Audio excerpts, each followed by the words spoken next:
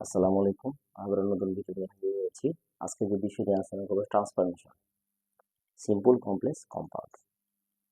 আচ্ছা, প্রথমে আমি সিম্পল সেন্টেন্সে টু লিখেছি এবং দেন হচ্ছে কমপ্লেক্স, দেন হচ্ছে কম্পাউন্ড। এখন আমরা প্রথমে কমপ্লেক্স থেকে আমরা সিম্পল করব, দেন হচ্ছে কম্পাউন্ড করব। হ্যাঁ, কমপ্লেক্স সেন্টেন্সে যদি ইফ থাকে তাহলে বুঝতে হচ্ছে, এবং সেটা যদি নাবোধক থাকে সেক্ষেত্রে আমরা কি করব, প্রথমে আমরা একটা বাক্য লিখব। বাক্য লিখলে বোঝানো সহজ হবে। আমাদের মনে রাখতে হবে ই প্লাস নাবোধক কমপ্লেক্স, মাঝখানে যদি অর থাকে তাহলে বুঝবো কম্পাউন্ড, আর উইদাউট প্লাস কোনো ডাইরেক্ট থাকলে হবে সিম্পল। সেটা কিভাবে হবে সেটা আমরা এক্সাম্পল সহকারে বুঝে দেব। আচ্ছা, আমি একটা বাক্য লিখতেছি। If you do not read more, if you do not read more, you will not shine in life. Shine in life. আচ্ছা, তাহলে কমপ্লেক্স বাক্য কিভাবে বুঝলাম? এখানে ইফ আছে, দেন হচ্ছে এটা আমরা বলছি যে নাবোধক বাক্য হতে হবে। নট আছে ভাবের পরে, তাই এটা নাবোধক বাক্য। এটাকে প্রথমে আমরা কম্পাউন্ড করব। যদি কম্পাউন্ড করতে যাই তাহলে ইফ থেকে নট পর্যন্ত উঠে যাবে। প্রথমে কি বলবে?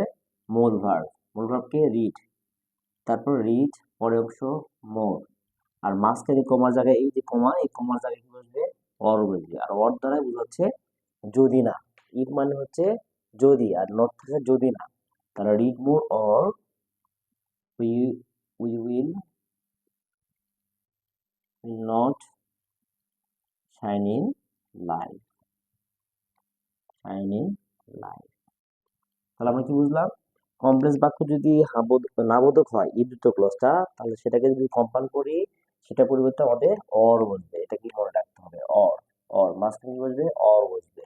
ই plus not, subject plus verb not করতে উঠে যাবে। এরপর আসবে অর। কোথায় আসবে? কোমার যাবে। শুধু মূল ভাব থেকে বাকি অংশ বসবে। এখন প্রশ্ন হলো, কম্পাউন্ড এবং কমপ্লেক্স দুটার ক্ষেত্রে যদি সিম্পল করতে বলে তাহলে একই নিয়ম, প্রথমে আসবে উইদাউট। তাহলে সেম এই বাক্যটাই আমরা সিম্পল করব। প্রথমে আসবে উইদাউট, উইদাউট একটা প্রিপজিশন, এরপরে মূল ভাবের সাথে অবশ্যই আইন যুক্ত হতো। মূল ভাবটাকে, মূল হচ্ছে রিড, তাহলে রিডের সাথে কি করবো আমরা? আইন যুক্ত করবো। রিডিং মোর, তারপরে will, you will not shine in life. অর্থ এক থাকবে, বাট এটা হচ্ছে সিম্পল, মাঝখানটা হচ্ছে কমপ্লেক্স, দেন হচ্ছে পরেরটা হচ্ছে কম্পাউন্ড। আশা করি সিম্পল, কমপ্লেক্স, কম্পাউন্ডের এই ট্রান্সফরমেশনটা সবাই বুঝতে পেরেছে। কারণ আমি আবার বলতেছি, কমপ্লেক্স যদি ইফ যুক্ত ক্লাস নাবোধক হয় সেটাকে যদি কম্পাউন্ড করতে বলে তাহলে ইফ থেকে নট পর্যন্ত উঠে গিয়ে বাকি অংশ বসবে, মাঝখানে কমার জায়গায় অর বসবে। এবং অর প্লাস ইফ দুটো নাবোধক বাক্যকে সিম্পল করতে গেলে এই দুটার পরিবর্তেই যদি সিম্পল করতে যাই সেক্ষেত্রে প্রথমে উইদাউট আসবে। আর উইদাউট হচ্ছে নেগেটিভ ফর্ম বোঝাচ্ছে। আর অবশ্যই উইদাউট একটা প্রিপজিশন, এরপর অবশ্যই মূল ভার্বের সাথে আইন যুক্ত করতে হবে। দেখো আমি আইন যুক্ত করেছি। বাকি অংশ দেন হচ্ছে পরের অংশ লিখে আমাদের সিম্পল বাক্যটা শেষ করতে হবে। আশা করি আমার ভিডিওটা আপনাদের ভালো লাগবে। যদি ভালো লেগে থাকে অবশ্যই লাইক শেয়ার করতে হবে। আসসালামু আলাইকুম।